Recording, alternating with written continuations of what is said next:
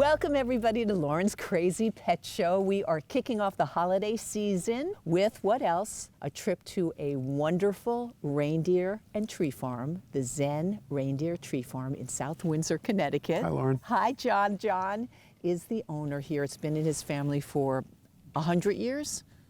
Almost. A strong 60 years, almost 100. It's fantastic. Thank you.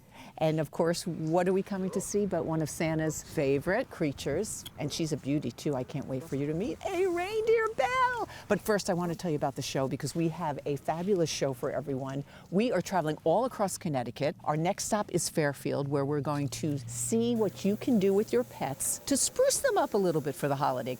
And then we're going to take a look at an ancient Japanese healing technique. Then we're going to end up in Ridgefield, Connecticut, and we're going to meet an animal that really does have a pretty high profile during the holiday season, but it's an animal that you expect to see in the desert. You won't believe this. I'm not going to give it away. Okay. You're going to have to watch. I will.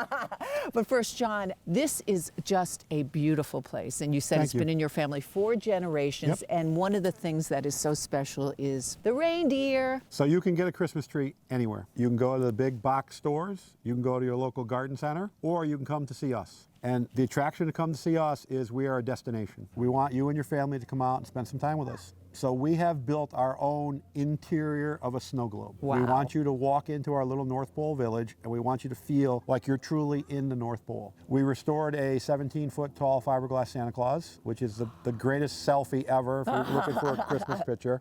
This year's edition, we built a big workshop, 3 big windows as like a museum.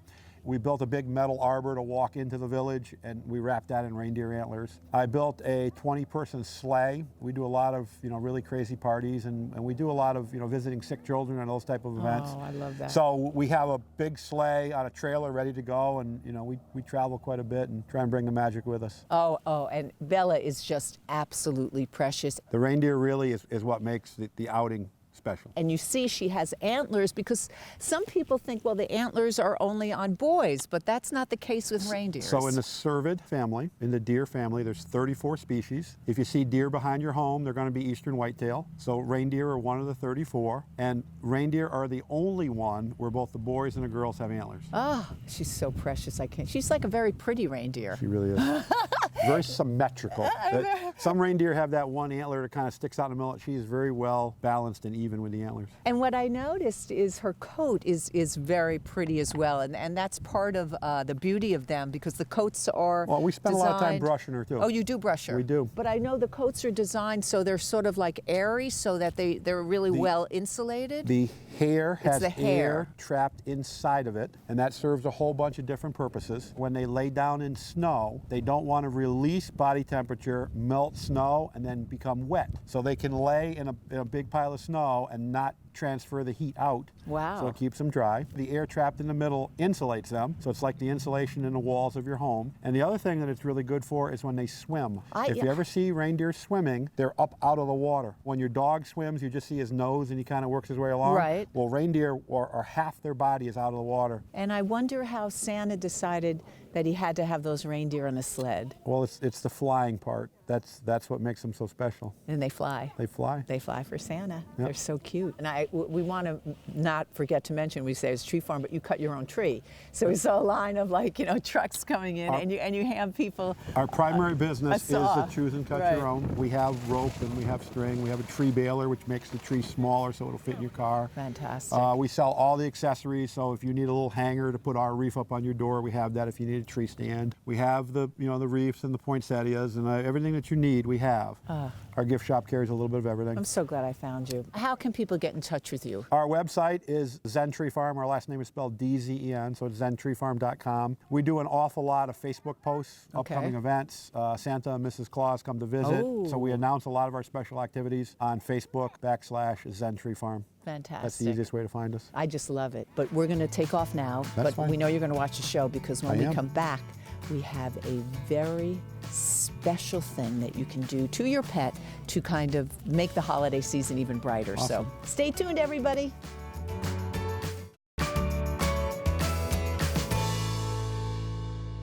Welcome back, everybody, to Lauren's Crazy Pet Show. Yes, I'm blinged out. We all are blinged out here because we continue our holiday celebration. We're inside also, nice and warm, in Fairfield, Connecticut at Posh Paws, a wonderful salon. And this is the owner, Heather. And we are so happy that we are here because she is going to give us some wonderful tips on how to spruce up your baby for the holiday season. Yes.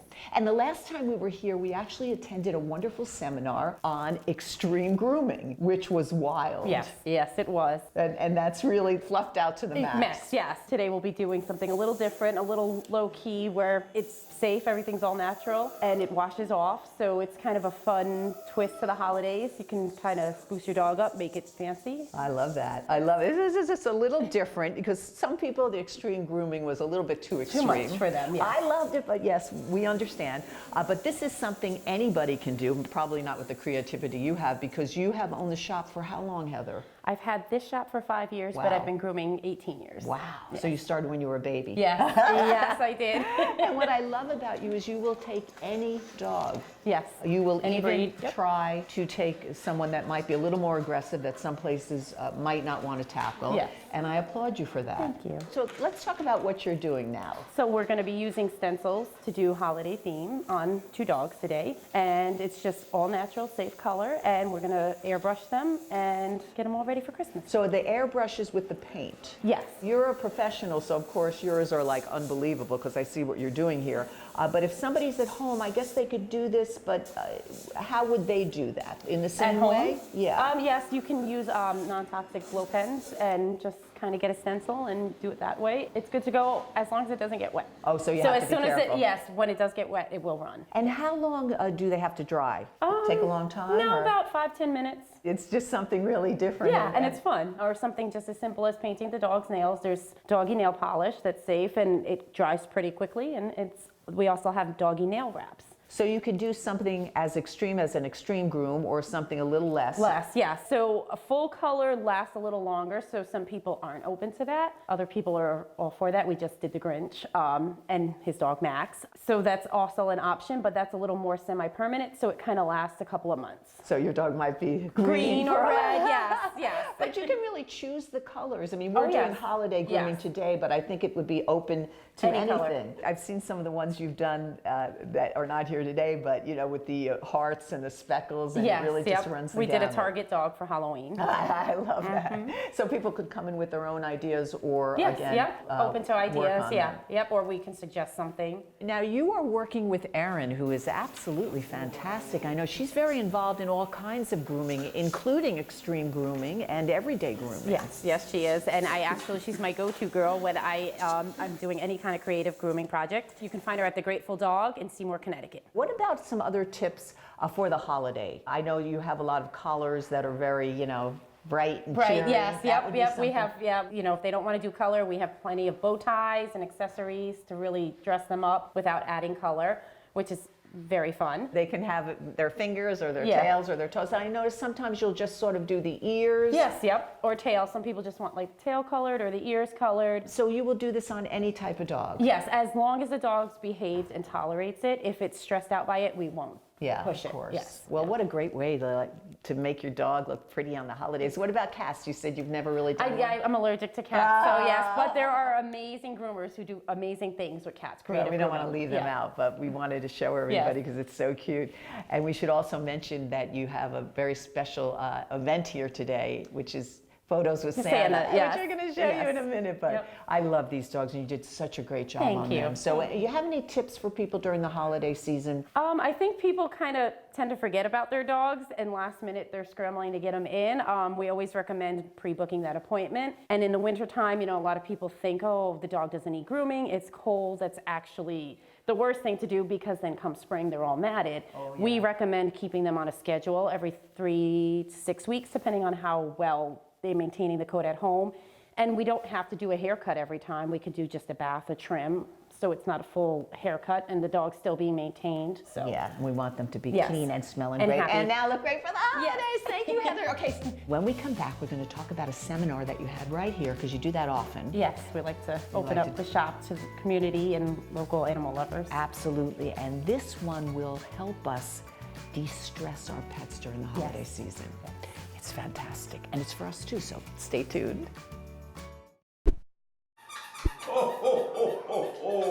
Welcome back to Lauren's Crazy Pet Show, and look who's here, it's Santa. We're at Posh Paws in Fairfield, Connecticut with the owner, Heather, and we've got photos with Santa. Yes, it's something we do every year.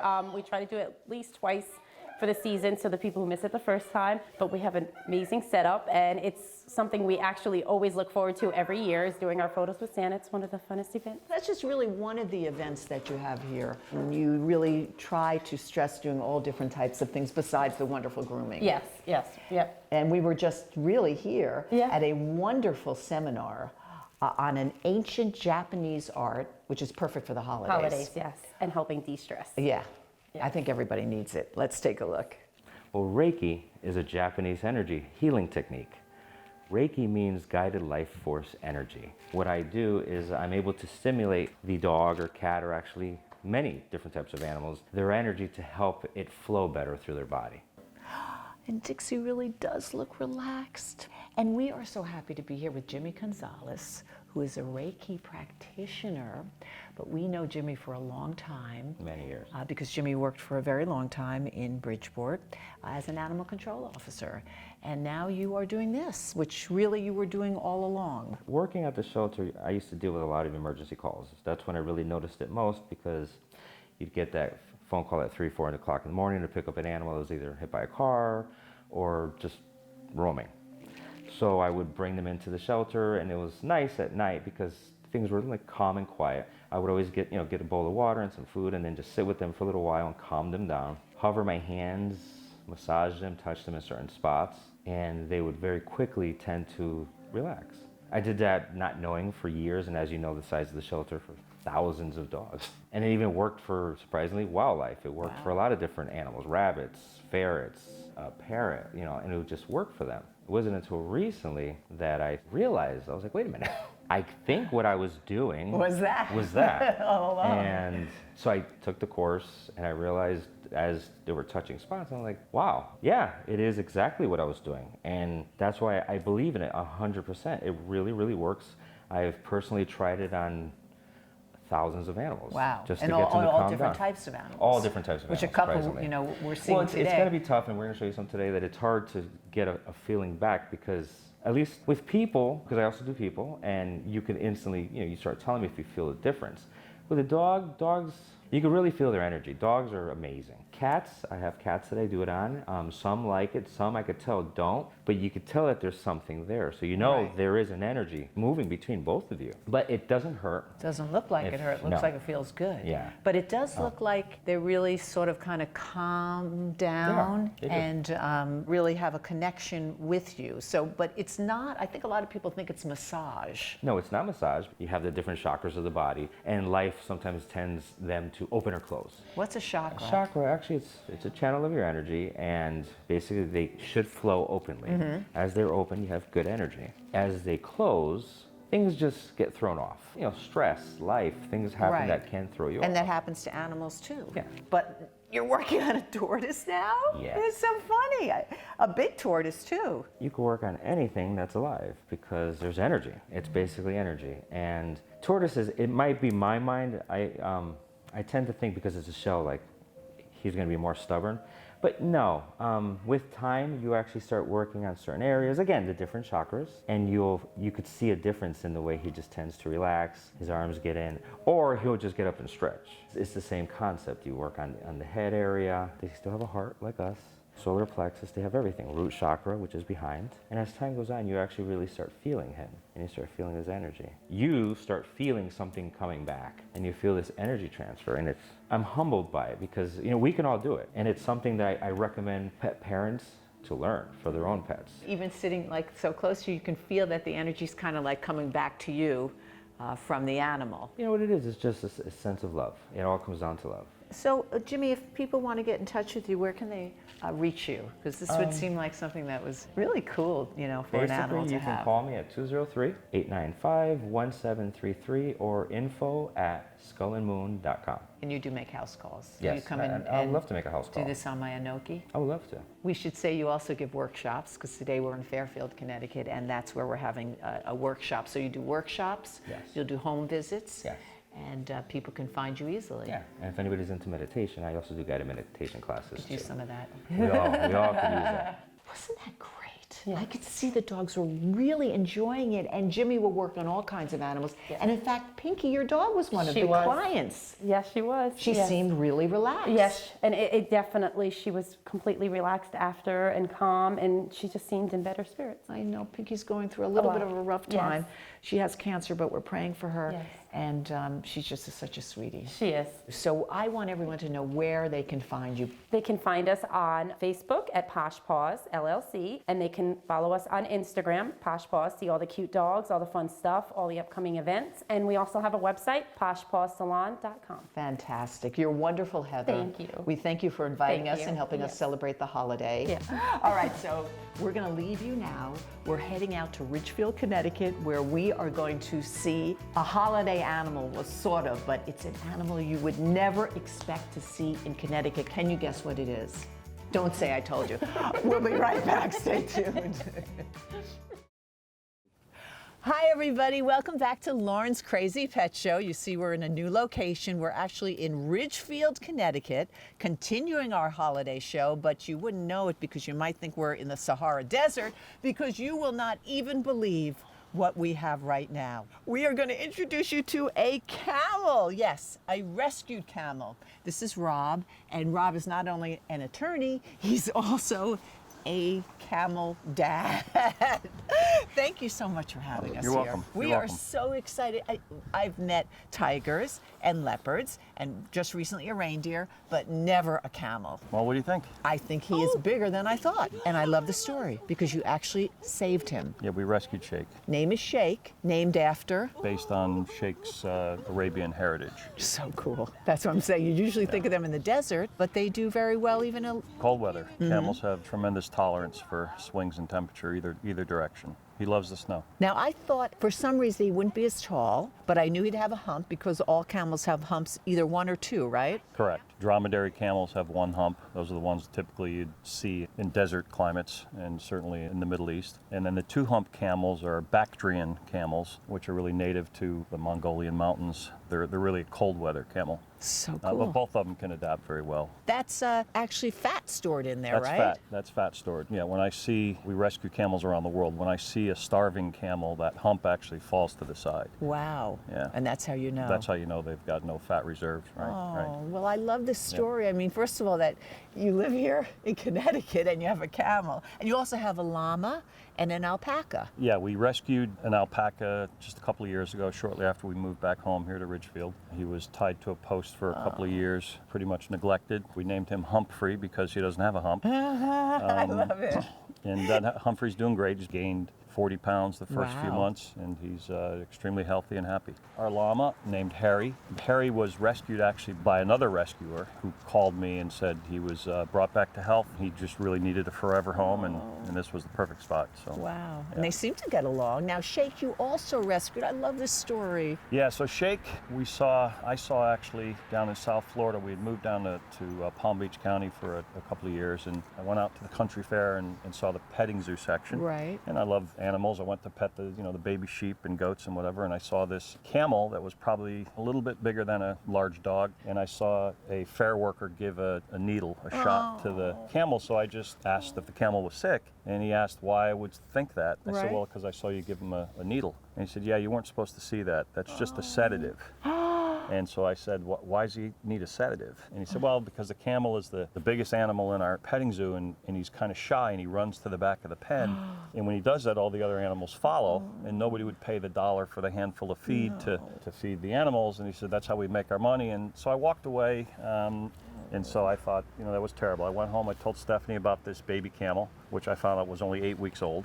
And they really should be with their mothers until at least 5, 6, 7, 8 months. And long story short, a few days later, I walked off with the camel. We fed him goat's milk because there was no camel milk to be found. So we bottle fed him. It was my wife, Stephanie, myself, and our 4 sons chipping in to feed Sheikh 2 or 3 times a day. And then here we are 5 years later. But I love it. It's like a yeah. Christmas miracle. I mean, Yeah. what a beautiful story. And you said he thinks of you as his mother, sort of, father. Yeah, fortunately or unfortunately, when you have a bottle-fed animal like a camel, especially a bull, a boy camel, it can actually be very dangerous. They need a mother. I mean, they're herd animals. They need to be with other camelids just to learn. And Right. so Sheikh had to learn from me. So when he would bump me, when he was little, when he would kind of charge me and maybe try to fight, I would just fight him back, in a kind of a gentle I know, way. not but, only but gentle, not to yes, hurt him, but, I but just to kind of show him that I'm the boss. Right. And he became an extremely respectful, well-behaved camel. Oh, he's just so To this cute. day, he's gigantic. Obviously, he can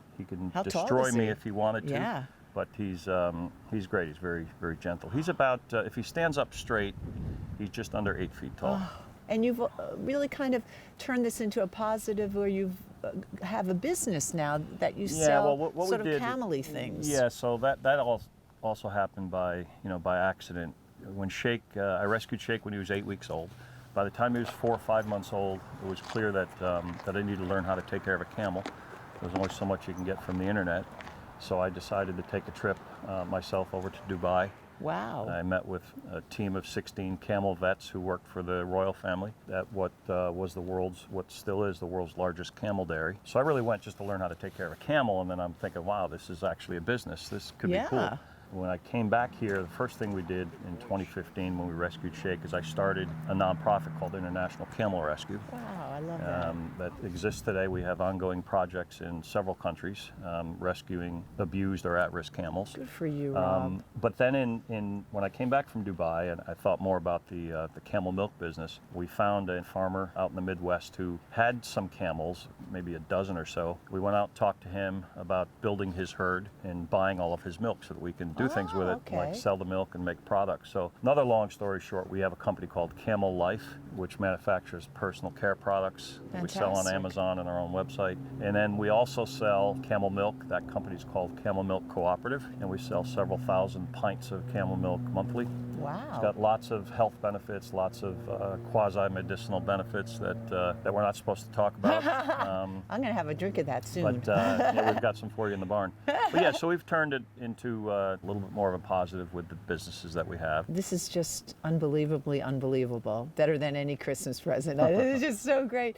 So, Rob, if people want to buy your products, how can they do that? Yeah, so Amazon is where we sell the personal care products, soaps and lotions and Okay. things like that, or our own website, which is Camel Life. But most of our sales are through Amazon. And then the camel milk and camel milk powder and consumables are available at camelmilkcoop.com. This is fabulous. Thank you, Rob. Sure Thanks thing. so much for joining us. This has been Lauren's Crazy Pet Show.